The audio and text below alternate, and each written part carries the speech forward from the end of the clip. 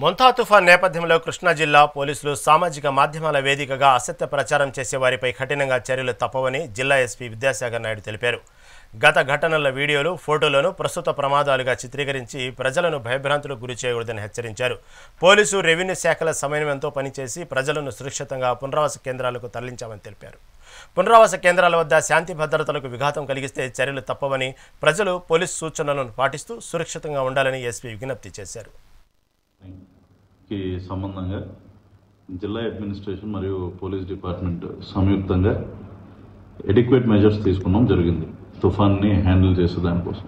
దీంట్లో భాగంగా వివిధ రెస్క్యూ అండ్ రిహాబిలిటేషన్ సెంటర్స్లో చాలామందిని విలేజెస్ నుండి ఎవాక్యువేట్ చేసి వాటికి తరలించడం జరిగింది. అండ్ ఆ సెంటర్స్లో కూడా తగిన facilities and sanitation arrangements and medicines ఇవన్నీ కూడా ఎడిక్వేట్గా ప్రొవైడ్ చేయడం జరిగింది. కాబట్టి జనాభా ఎవరు ఈ తుఫాన్ రిలేటెడ్ ఇష్యూస్లో భయపడాల్సిన పనేం లేదు. అయితే కొన్ని చోట్ల మేము గమనిస్తుంది ఏంటంటే ఫేక్ న్యూస్ అనేదాన్ని వ్యాప్తి చేస్తున్నారు.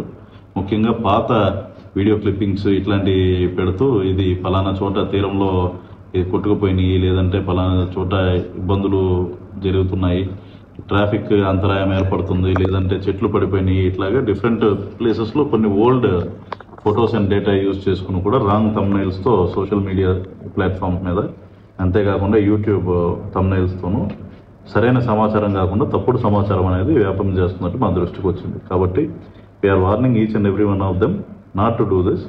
ఇటువంటి తప్పుడు సమాచారం కనుక వ్యాప్తి చేసి ప్రజల్ని ఇటువంటి టైంలో భయభ్రాంతులకు గురి చేయడం అనేది సరైన పద్ధతి కాదు. ఇటువంటి చేసే వాళ్ళందరిపైన కూడా ఖచ్చితంగా కఠినమైన చర్యలు అనేవి తీసుకుంటాం, మా దృష్టికి వస్తాయి.